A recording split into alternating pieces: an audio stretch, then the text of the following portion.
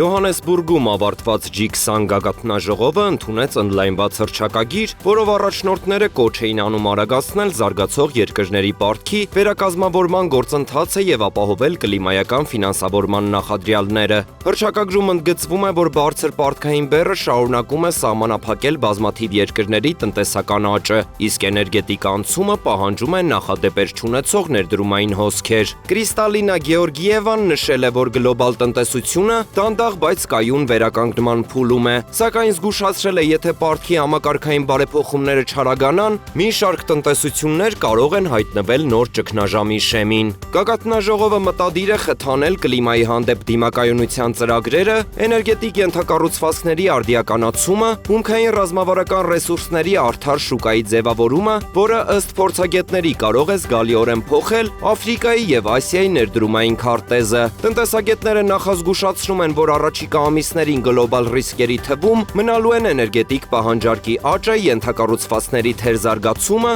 եւ պարտքային թափանցիկության պակասը։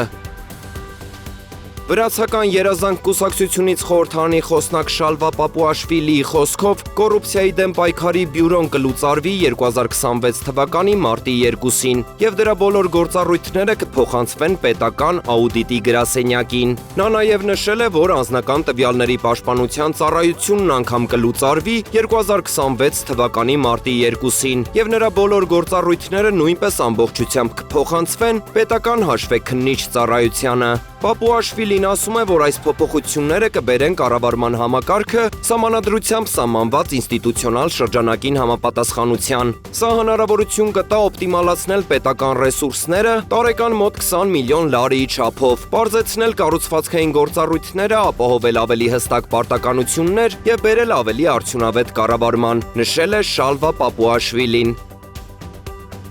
Ռուսաստանի Դաշնության կողմից ֆինանսավորվող Միավորված ազգերի կազմակերպության զարգացման ծրագրի Հայաստանի մարզաբնակ երիտասարդների զբաղվածության եւ տնտեսական հնարավորությունների բացահայտում ծրագրի շրջանակում մեկնարկել է կարողությունների զարգացման նախաձեռնություն, ուղղված երկրի խոցելի երիտասարդության համար տրամադրվող պետական զբաղվածության ծառայության որակի բարելավմանը։ Նախաձեռնությունն արձագանքում է հակամարտությունից տուժած անհատների, հաշմանդամություն ունեցող անձանց, փախստականների, չսովորող ու չաշխատող երիտասարդների եւ այլ խոցելի խմբերի կարիքներին, ովքեր շարունակում են բախվել զբաղվածության համակարգային խոչընդոտների, հմտությունների անհամապատասխանության, կայուն աշխատատեղերի բացակայության եւ հոգեբանական տրավմաների հետ կապված մարտահրավերների։ ՄԱԿ-ի զարգացման ծրագիրը Հայաստանի Հանրապետության աշխատանքի եւ սոցիալական հարցերի նախարարության միասնական սոցիալական ծառայության զբաղվածության ոլորտի 100 աշխատակիցների համար կազմակերպել է 8-ժամյա ինտենսիվ վերապատրաստման ծրագիր։ Վերապատրաստման ծրագիրը ՄԱԿ-ի զարգացման ծրագրի ավելի լայն ջանքերի մի մասն է,